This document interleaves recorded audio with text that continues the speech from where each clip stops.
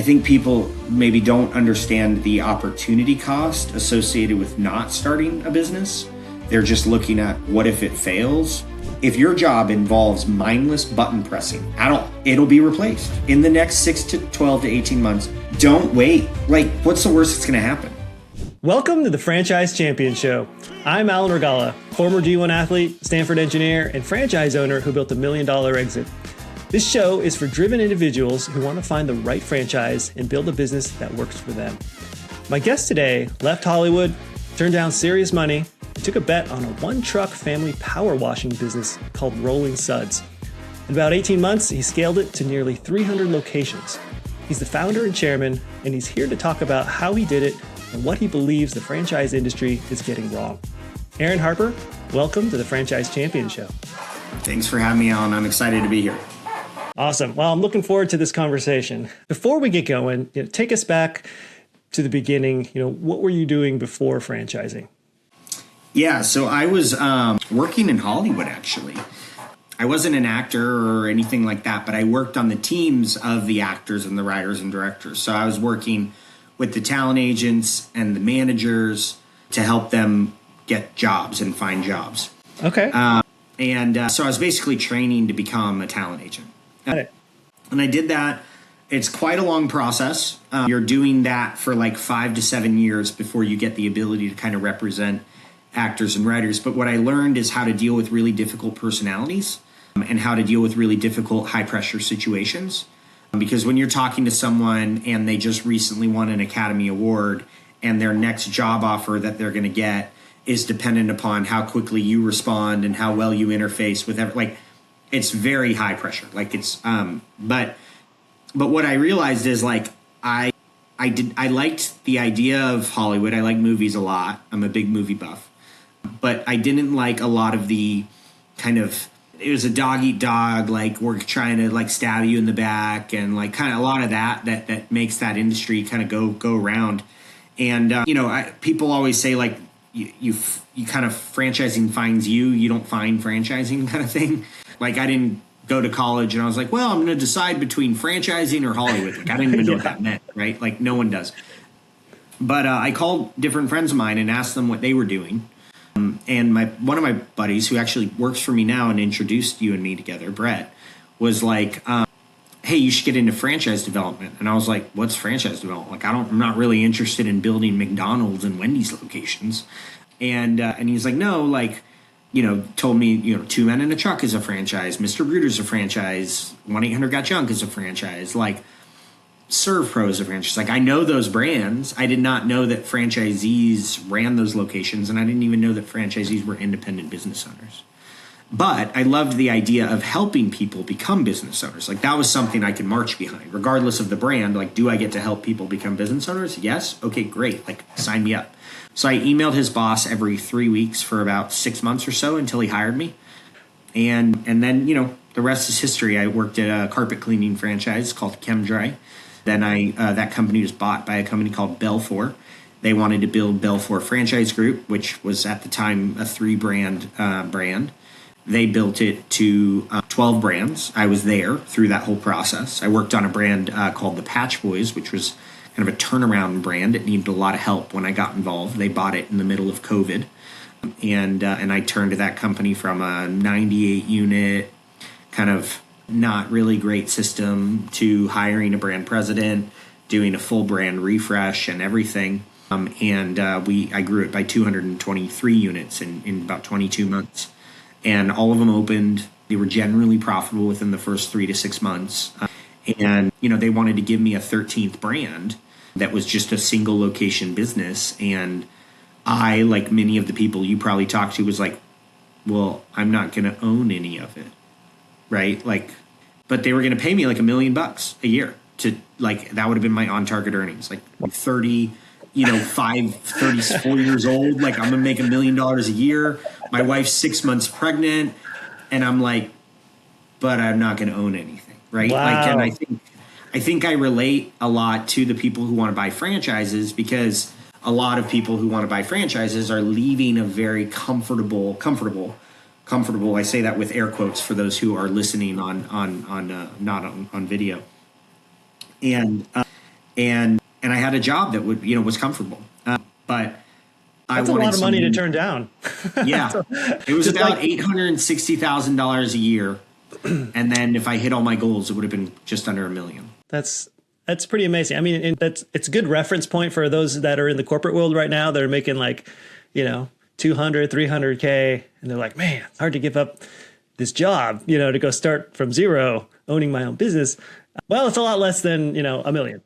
Well, what I try to tell people is look, how long did it take you to get up to 200 grand in salary in your industry? And they're like, 12 years or 16 years. It's like, yeah, it's going to not be you buy a new business and you don't know anything about the business and you net $200,000. It's not going to happen in the first year or two.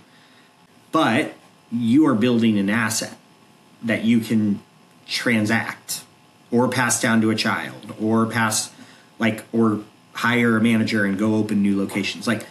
And so what I try to help people understand is there's a difference between salary and enterprise value.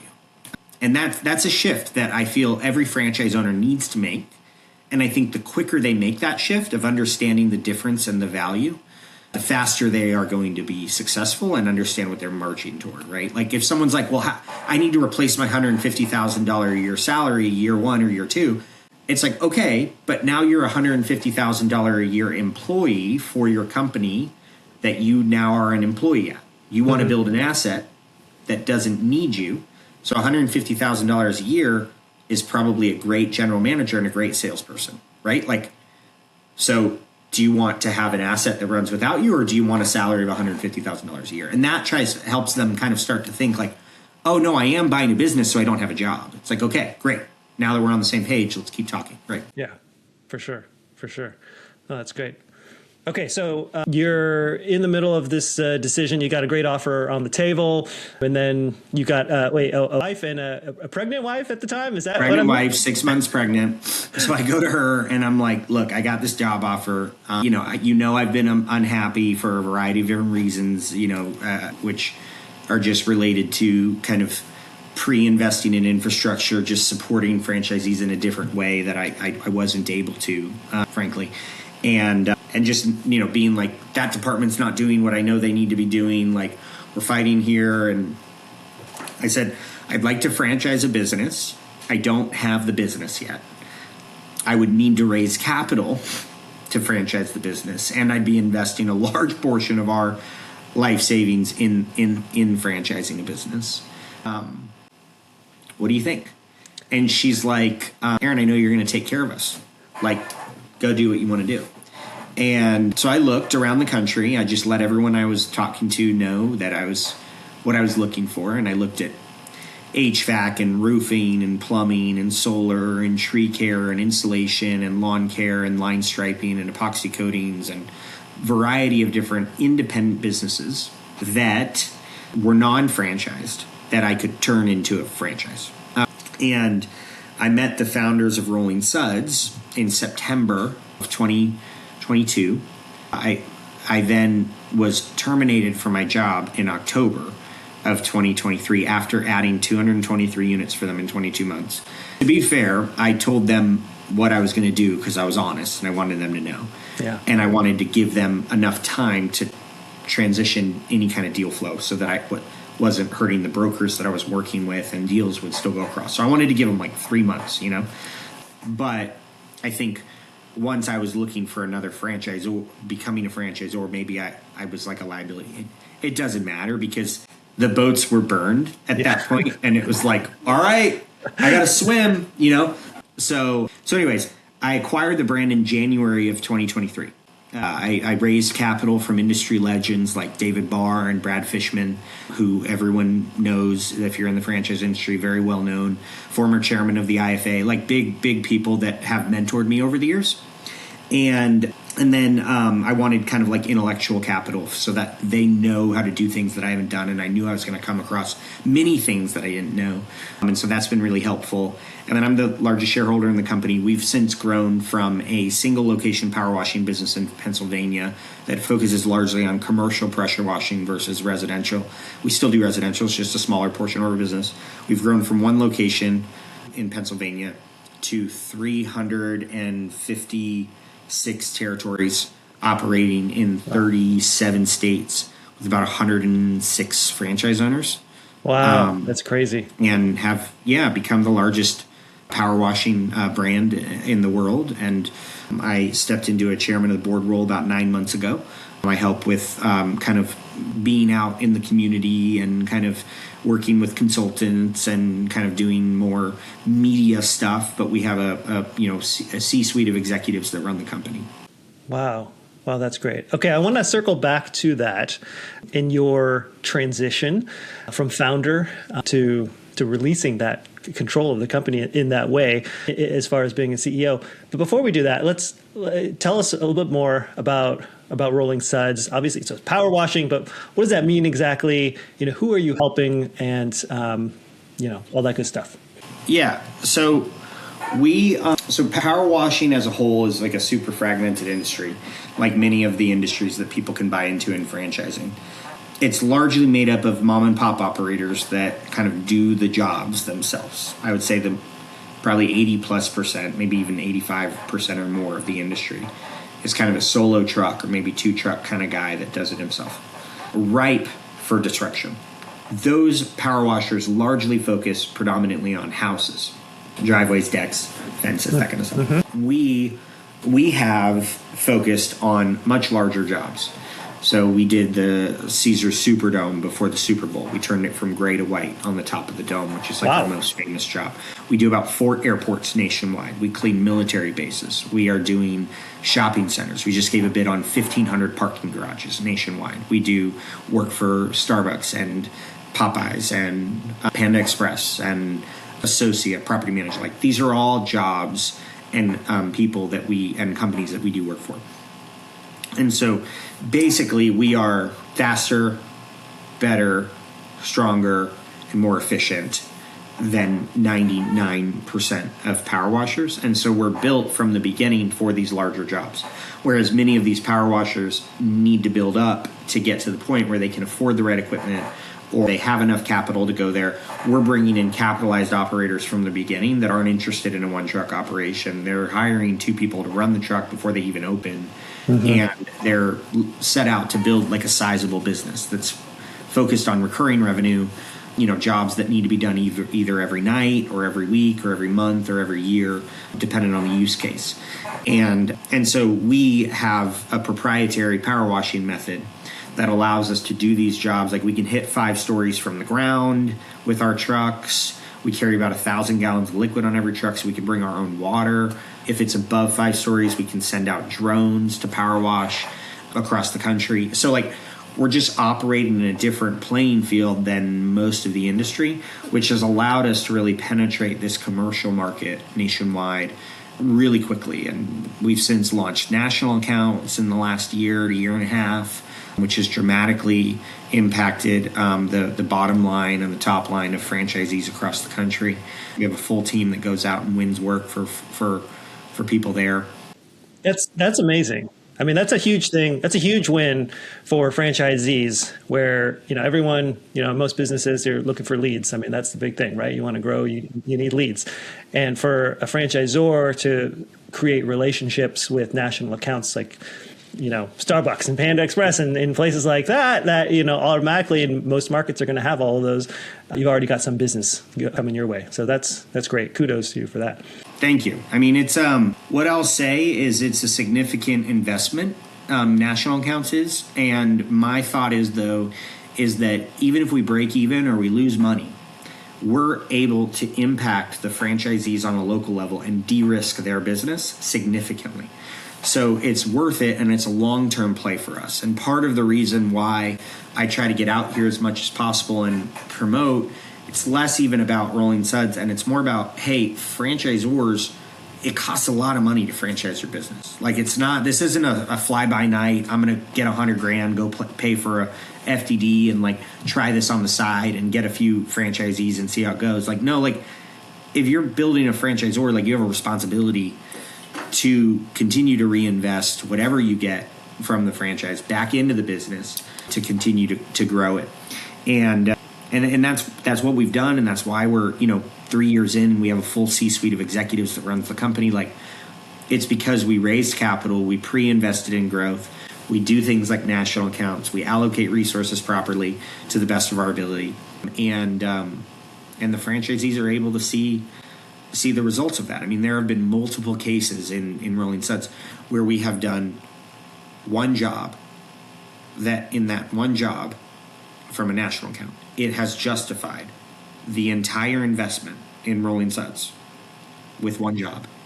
And so everything above and beyond that one job is just gravy, right? It's like, oh, okay, well, I got that one job. I returned my investment, like, in the course of the next 3 to 5 years. And that's cool. Like, that's really cool. Awesome. That's amazing. I mean, like, we're going to do that as much as we can. Yeah, that's unbelievable. I mean, come on. That's like, it's very unusual for that to be able to happen in any franchise. And, that's amazing. Yeah, that's so cool. And I love, how you introduced the model and, the space itself, talking about a fragmented market and, mostly, independent individuals with, I assume just a couple, some machines that, you're rolling around, and how I can imagine, that's trying to get to a level where you're able to handle these big accounts in big spaces, that you have to have this, this vehicle and this equipment and all this other stuff, which you can't, it's got to take a long time and a lot of money to get up to that point if you're starting with just a rolling, power washer you get from Home Depot or whatever. And so to start that way, get up to that point. Yeah.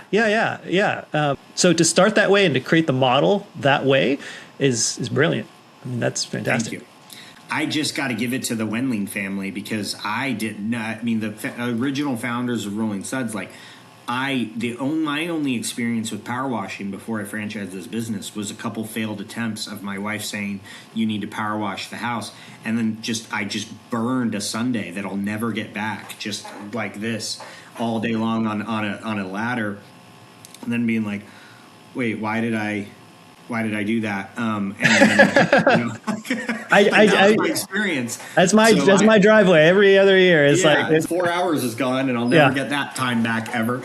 And we do a 3,000 square foot house in 20 minutes, start to finish. So over 36 years now, they have perfected this process, which we're able to come to a prospective franchise owner and say, listen, not only is this a great brand where we can support you, you also have a product, meaning a service that is better objectively than everyone else, and it's been tried and true, tested and pressure tested over 36 years. So you're buying 36 years of trial and error, and this now allows you to go do a $500 job in 30 minutes, start to finish.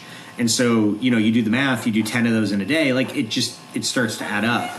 And so that's kind of the way we try to come to the franchisees and help them understand, look, this is the value that you're getting here, outside of the network, outside of the national accounts, is you actually have a product that's better than everyone else. Yeah, I mean that's so important. Having a way to really differentiate yourself is so important in really any business. So what does it look like for someone just getting started? Let's assume someone purchases Rolling Suds. What does that look like from that first year, for them? So we have franchisees focused predominantly on being in their community, shaking hands. So what we try to communicate to our franchise owners is that during business hours, during kind of the green hours, 9 to 5, your highest and best use of your time is sitting down with the property manager that manages 1,000 doors. Like, if you have 4 meetings with the property manager that manages 1,000 doors, and after that 4th meeting, they're like, I trust you and I won't ever use anyone else.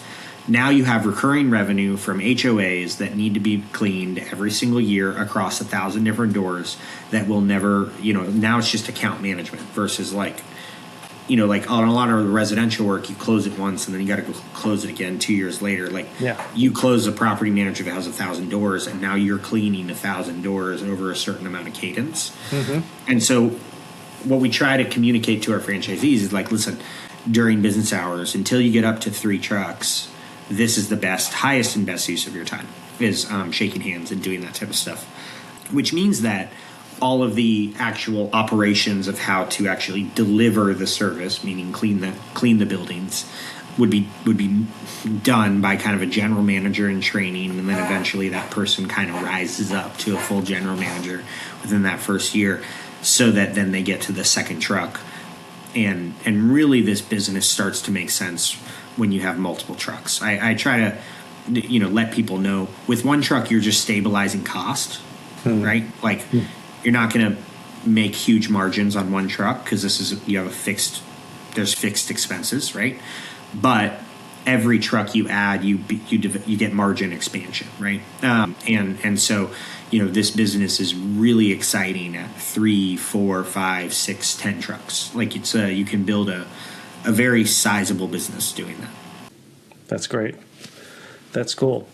Generally speaking, do people, I guess, how many trucks can you have in one territory? So you can have as many trucks as you want within a territory. So our territory is about 250,000 people, roughly.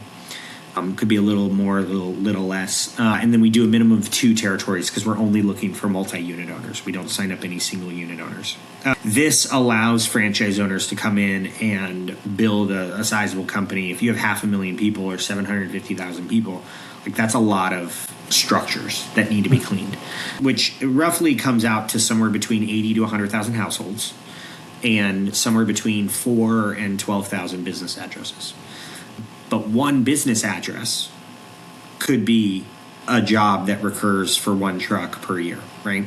Depending on the use case of the job and the size of the job. Like we have a franchisee in Florida that they do overpasses. So they do 26 overpasses for the state of Florida, and they have 2 trucks that do that one job every night, and they've got a night manager that runs that job, and that job keeps 2 trucks busy at night, and they can still run those trucks full time during the day, which then increases your profit margins because you are now getting max utilization out of your largest asset, which is the truck as well.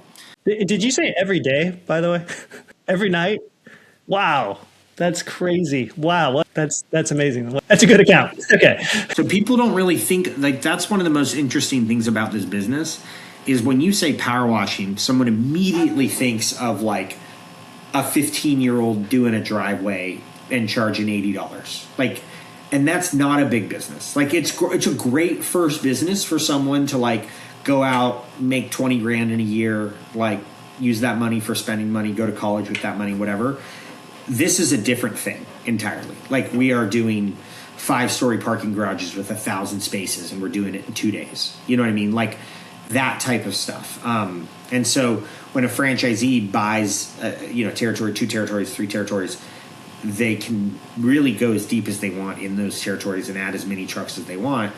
And, the success of a franchisee is largely judged based on how much time they're spending searching for the work. And we do provide resources to help generate leads. Like we have a couple marketing companies that generate commercial leads for franchise owners, but we try to set the expectation as like, hey, the HOA, you need to go win the HOA. Like you need to just walk in there and say, hey, can I buy you lunch? When's the last time you power washed? And leave a quote and get a name and a number and follow back up. Like that's the business. It's a B2B sales business. Aaron is all about responsible franchising, finding the right people for the right system. That's the same lens I use when I work with franchise candidates. I help people like you figure out which franchise actually fits your life. No cost to you, ever. If you're ready to explore what that looks like, go to athlete2owner.com/ready. Now back to Aaron.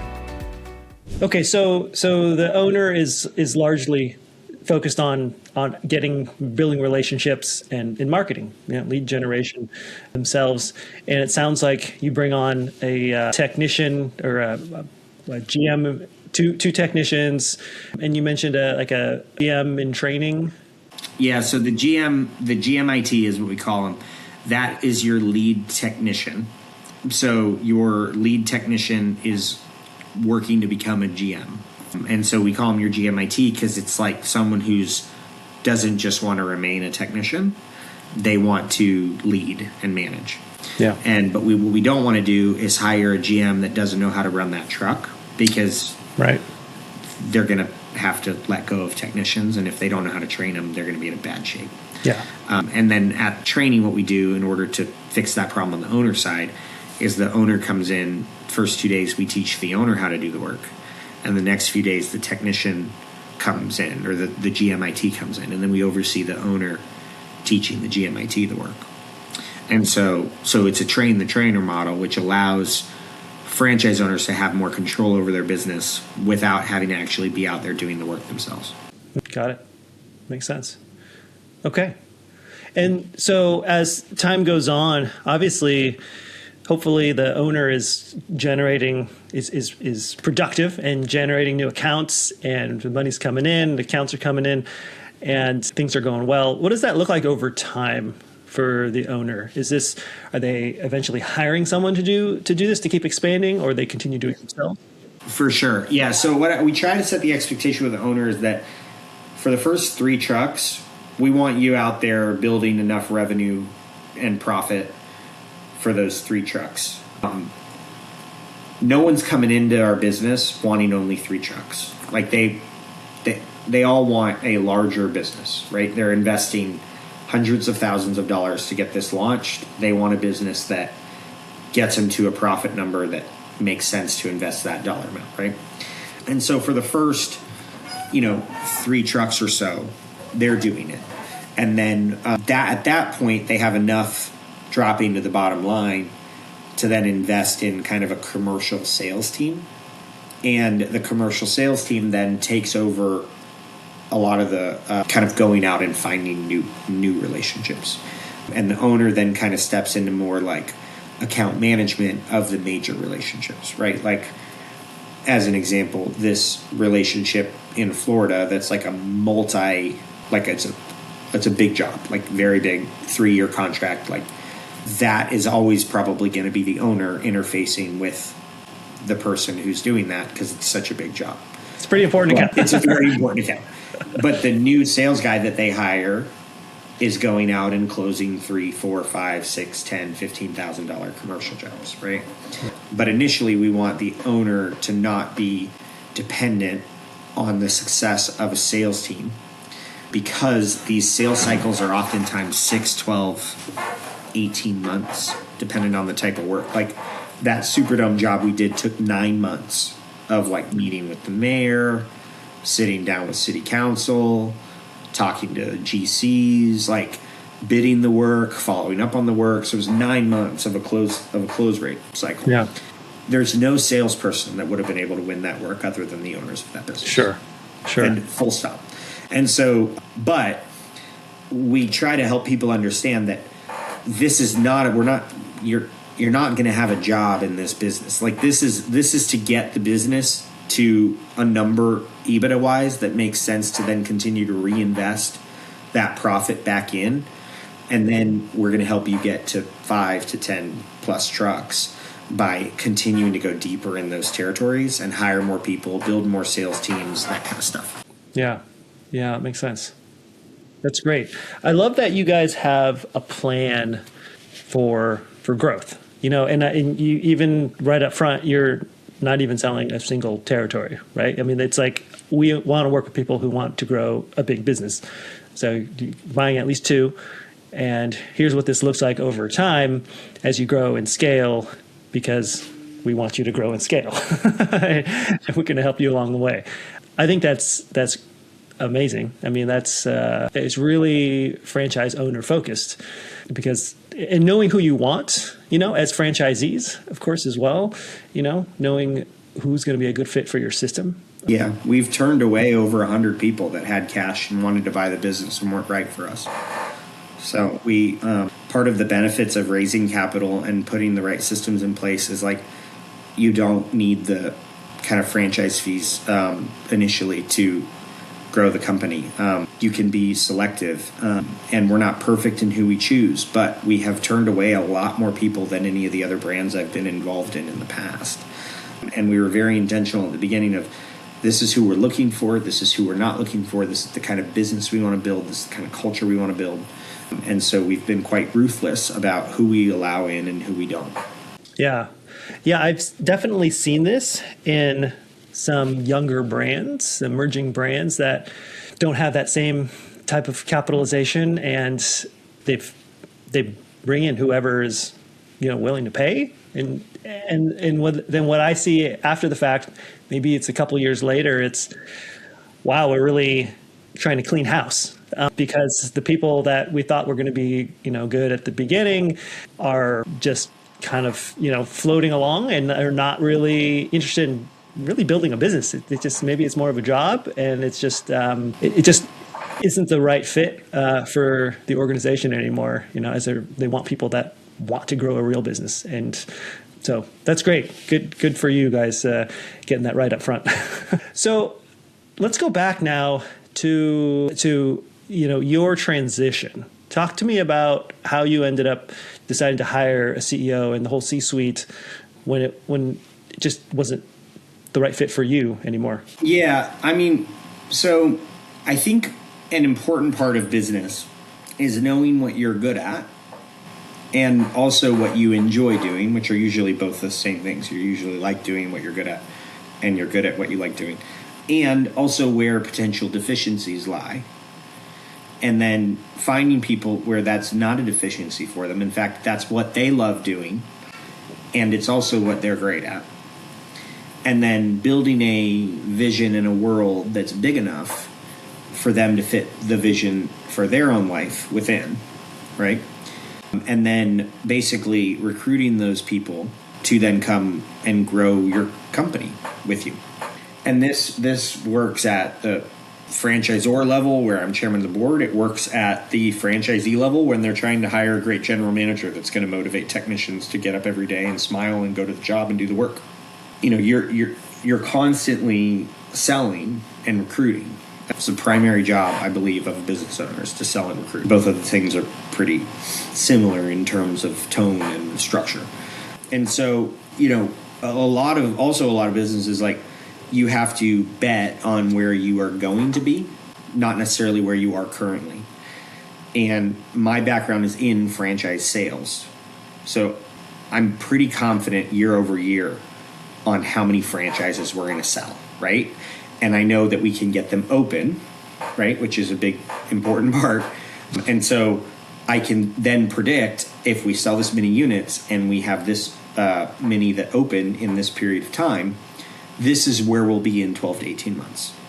Whereas maybe someone who doesn't have experience in franchise sales, or they might be outsourcing the franchise sales function and not know how many are going to be sold, they're kind of a little bit flying more blind. Like, okay, who do I need to hire?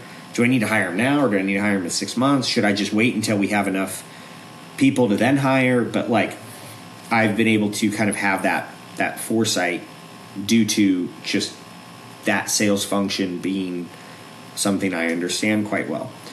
And so that's allowed us to move fast, because instead of saying, oh gosh, we need a business coach now, it's, no, we needed a business coach 4 months ago so he could be trained up so that he's ready right now, because we just added 16 franchisees that opened this quarter or whatever.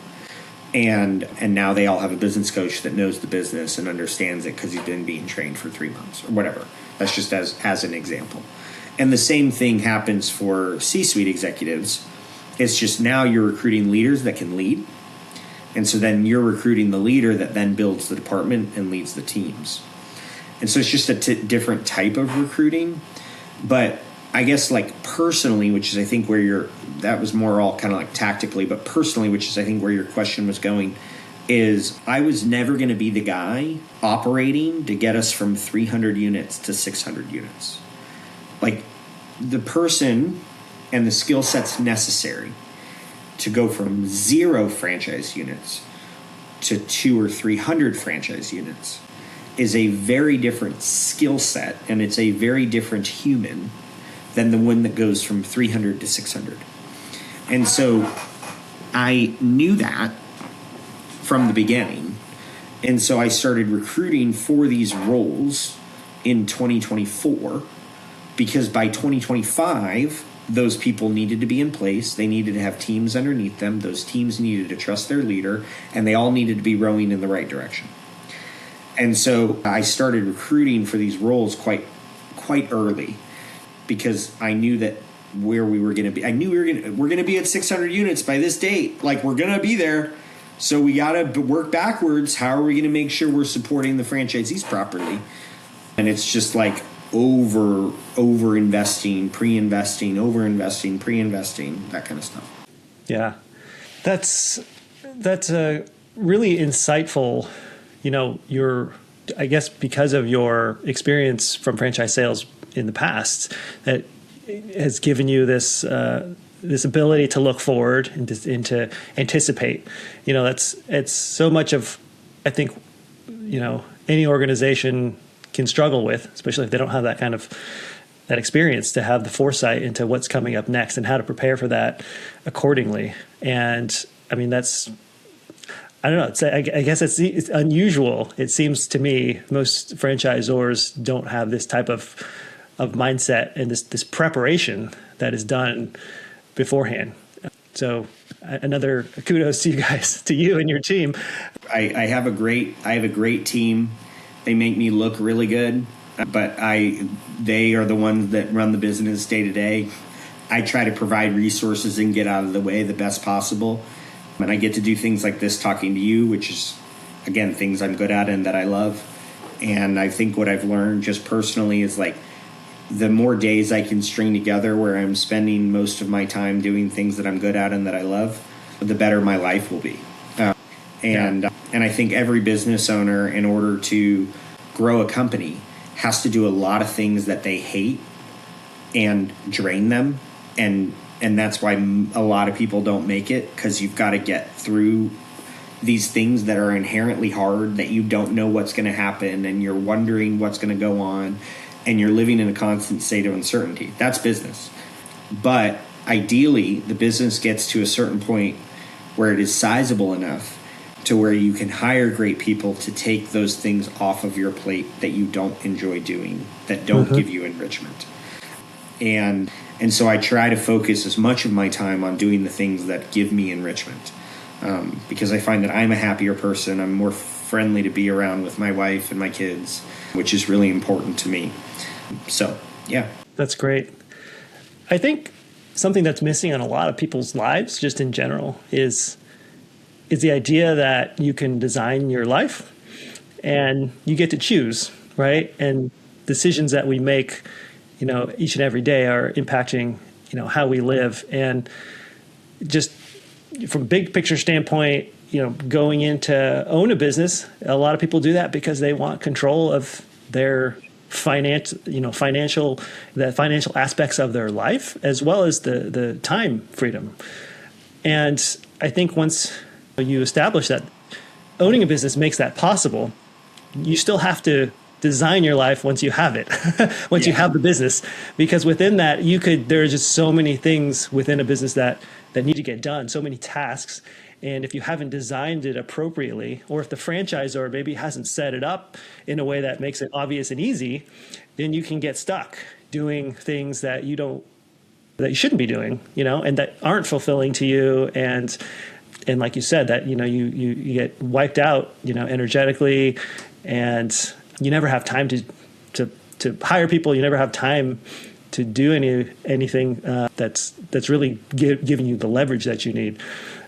We had a franchisee, or we have a franchisee. He's one of our top franchise owners, and he was like franchisee number 4. And he's also the president of our FAC. And he's calling me. This was like, I don't know, maybe a couple of years now. He's like, man, I just can't. I'm so frustrated with the employees, and I just fired this guy, and blah, blah. And he's like a hard-charging sales guy. You know what I mean? Like, just great sitting down with a person who owns a commercial building and building trust and stuff like that. And I'm like, Nick, it's 2:00 on a Wednesday, and you're sitting here freaking out about an employee issue. Just hire a general manager, pay him $65,000 a year, and then wake up every morning and go try to find a job that covers the cost of the general manager, like annually. Yep. That's it. All you got to do is sit on a golf course with the property manager one time, and get into a recurring job that covers the cost of your general manager's salary. And I it clicked for him. He's like, all right, hires the guy. I'm not kidding you. Like 7 months later, he had 3 trucks. It was just like that understanding of like, oh, this isn't the highest and best use of my time. It's like, no, man, you've sold businesses before. This is $19 an hour labor. Like, hire someone who's going to be really good at doing that and enjoys it so you can go win more jobs. And his business just like took off as soon as he did that because he started doing things he enjoyed. Yeah. And offloaded the things that he didn't. And was it scary to pay someone whatever $65,000 is divided by 12 months? Like, sure. Yeah. But it's like, go sell more stuff, dude. Like, it's fine. Exactly. It's the mindset shift. I mean, at the end of the day, it comes down to the mindset, right? And what you believe and it's similar to, people that spend money on advertising, right? And it's marketing, you're looking at, I can't afford that. That's, market, it's too much, right? I don't want to spend that much versus this is an investment. It's like, yeah. it should be, what's my return? What's my return on this investment? Right. And as long as the return gives me profit or at least break even, like it should be fine. Right. And, you apply that to the people that are working for you, again, it's an investment. And, how can I afford that person? How can I bring that person on so that I can focus on the high leverage things that I'm good at and that I enjoy? Yes. It's so good. So, you've mentioned a bit about some of the things that you're doing these days. I'm curious to know, like, what is your role? What are you called within the system? Obviously, you're a chairman, you're a founder, and you do things like this. But like, is this? How do you describe what you do on a daily basis? Yeah, that's funny. People ask me that, and I'm like, yeah, I mean, it depends. I will tell you personally, when I stepped into chairman of the board, I was like, all right, like, this was a while to even get to this point. Like, instead of doing what many business owners would do, which would just be like, all right, I'm moving on to the next thing tomorrow, I was like, how about I do something really, really hard that is more of a personal accomplishment than a business accomplishment? So I decided, this was July of last year, that I was going to train to do an Ironman in this year, 2026. Good for you. Thank you. So I'm doing a half Ironman in 6 weeks. It'll be my first one. And then I'm doing a full Ironman in November in Panama City, Florida. And that is 2.4 miles of a swim. It's a 112-mile bike. And it's a marathon, a full marathon. So insane. That is so crazy. Just any one of those things it sounds miserable. And to do all 3 of them back to back to back. Back to back, yeah. It's crazy. So that has allowed me to spend a lot of time thinking and reflecting because I think life comes in seasons if you let it, right? I think a lot of entrepreneurs will stay in a grinding season for like a really long time, to the point where like they've grinded themselves down into a bloody nub. And when you're sitting on a train or on a bike, yesterday 2.5 hours on a bike, like just literally for 2.5 hours, there's a lot of time to reflect and think and do things like that. So I write a lot, and then I instead of making 3 to 5 really big decisions per quarter, which is like what a CEO generally does, I make like 1 to 3 really big decisions per year, which then set the direction of like the executives to go do that. Like the one last year was like national accounts. Like, I don't care what resources we need, if we need to remove them from this department and put them over here, like, and that's what we've done. We took it from a team of 1 to a team of 5. And so because we see that works, and I made that decision, it's like, all right, well, let's allocate resources toward that. And then I go to a lot of broker conferences. I have I'm fortunate to have great relationships in the broker community that we wouldn't be where we're at without the consultants and the brokers we work with. And so I was just on a cruise ship with the Francer folks last weekend, which is my wife's least favorite trip that I go on per year. She's like, you're going on a cruise without me? I'm like, I mean, you can come, but like, I'm literally just going to be working until midnight every night. She's like, sure. You're just going to go hang out with all your friends at Francer. I'm like, well, kind of, but it's like also work. She's like, yeah.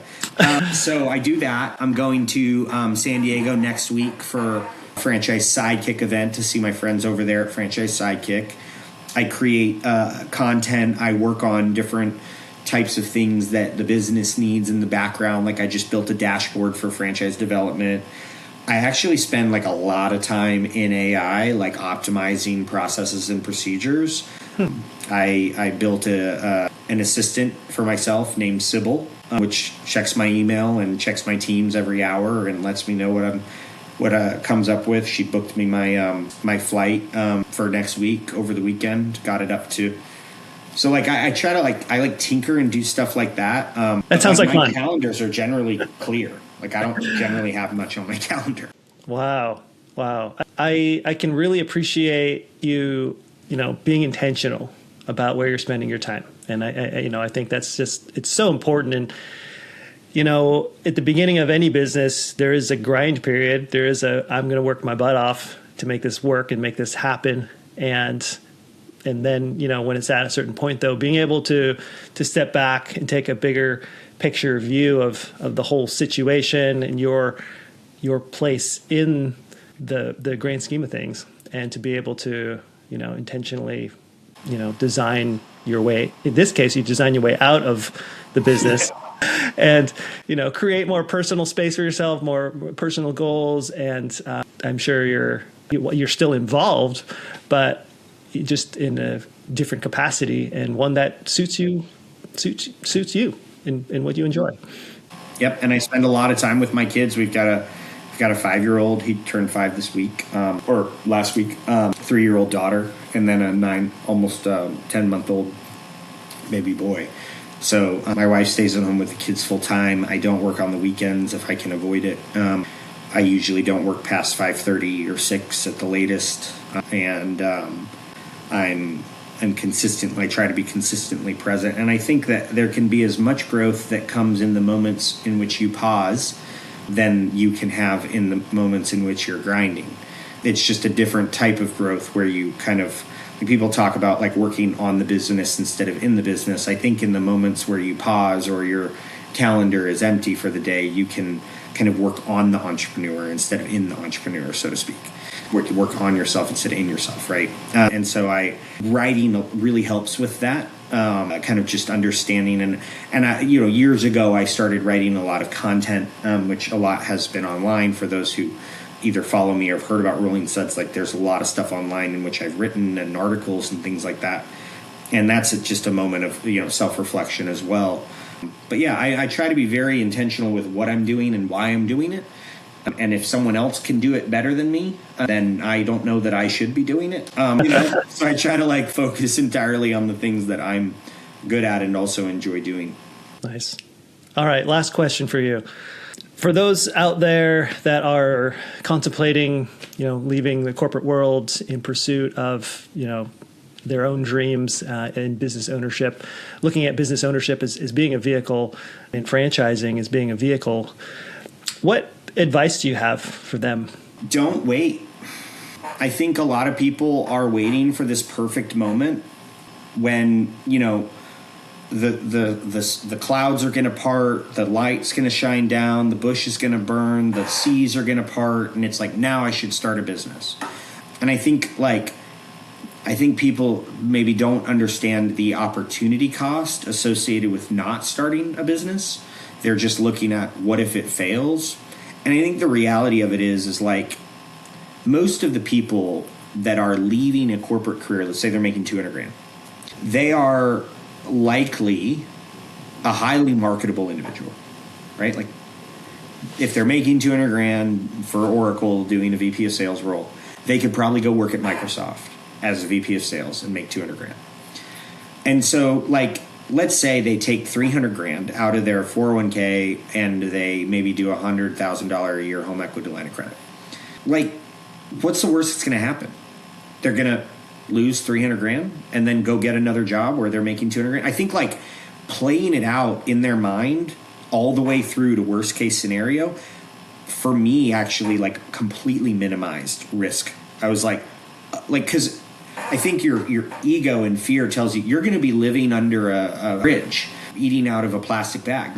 But it's not the case. Most people who are leaving a significantly successful career could always go continue doing that successful career. Yep. Like generally, I mean, I'm being very generalized here. Mm-hmm. And so waiting for this like perfect business or this perfect opportunity, there's actually like a significant opportunity cost associated with that, right? Like you miss out on a territory for a hot brand.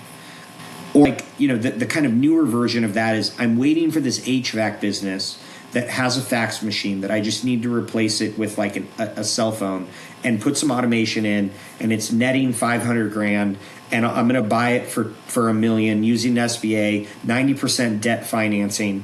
Yeah. I'm going to seller finance it, the rest of it for $1 down, and I'm going to spend 18 to 24 months of my life looking for this business. Yeah, and it's like, I'm sorry, but you're searching for a needle in the haystack. What you're looking for doesn't exist. I would also like to find a unicorn. Personally, it'd be really cool for me to find a unicorn.